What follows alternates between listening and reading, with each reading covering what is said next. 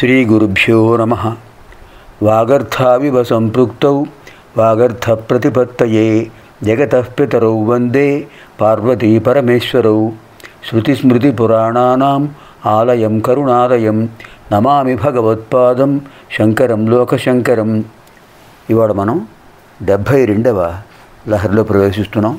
ముందుగా ఆంజనేయ భుజంగ ప్రయాత స్తోత్రంలో 13వ శ్లోకం. మహాయోగినో బ్రహ్మరుద్రాదయో వా న జానంతి తత్వం నిజం రాఘవస్య కథం జ్ఞాయతే మాదృశే నిత్యమేవ ప్రసీద ప్రభో వానరేంద్రో నమస్తే. మహాయోగినో బ్రహ్మరుద్రాదయో వా న జానంతి తత్వం నిజం రాఘవస్య కథం జ్ఞాయతే మాదృశే నిత్యమేవ ప్రసీద ప్రభో వానరేంద్రో నమస్తే. హే స్వామి వానరేంద్ర, నమస్తే. తే నమః, నీవు నమస్కారం. మహాయోగులు బ్రహ్మరుద్రాదులు శ్రీరామచంద్ర యొక్క ప్రభువును, శ్రీరామచంద్ర ప్రభు యొక్క తత్వాన్ని, అంతర్గత విశేషాన్ని తెలుసుకోలేకపోతున్నారు స్వామి. కథం జ్ఞాయతే మాదృశే నిత్యమేవ. ఇక నాలాంటి వాడికి ఎలా తెలుస్తుంది?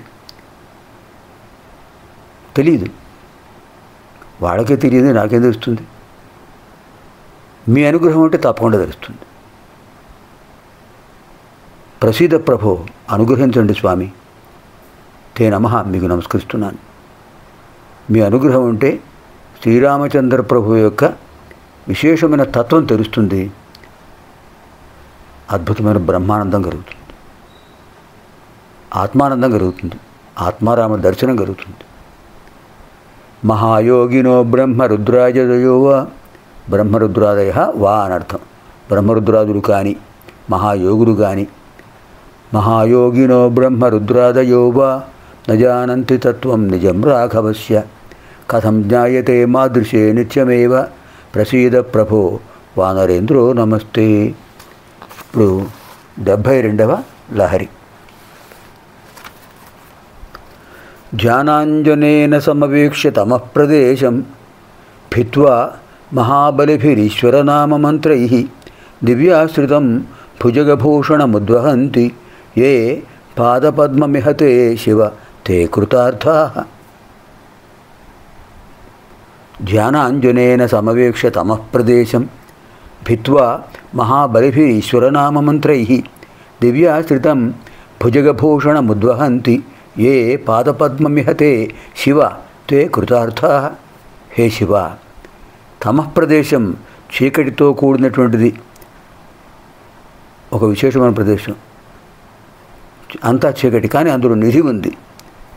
ఎలా తెలుసుకోవాలి? ధ్యానాంజనేన, ధ్యానమనే కాటుకతో, ధ్యానం అనేటువంటి కాటుకను కళ్ళకు పెట్టుకుంటే చీకటి ఉన్నప్పటికీ కూడా ఆ నిధిని దర్శించే అవకాశం ఉంది. అలా చూశాను. సమవేక్ష చూచి మహద్బలిభి, గొప్ప బలములు కలిగినటువంటి ఈశ్వర నామ మంత్రై, శివనామ మంత్రాలతో ఓం నమః శివాయ, ఓం నమః శివాయ చ నమః శివాయ అనే మంత్రాలతో భిత్వా, భేదించి, ఏ ఎవరు ఇహ ఈ లోకాన్ని దివ్యాశ్రితం, దివ్యుల చేత, దేవతల చేత ఆశ్రయింపబడినటువంటిది,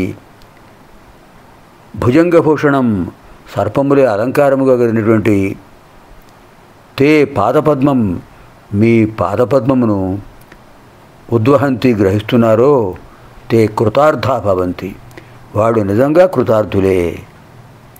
రూపకాలంకారం. శంకర, ఎవరు ధ్యానమనే, ఇక్కడ ధ్యానము అంటే జ్ఞానము, ధ్యానమనే జ్ఞానం, జ్ఞానమనే ధ్యానం, ఎలా చెప్పుకున్నా రూపకారంకారం.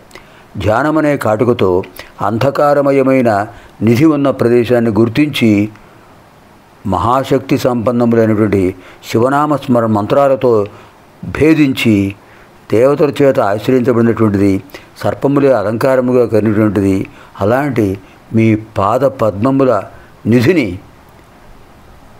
గ్రహిస్తారు, దర్శిస్తారు. వారే కృతార్థులు.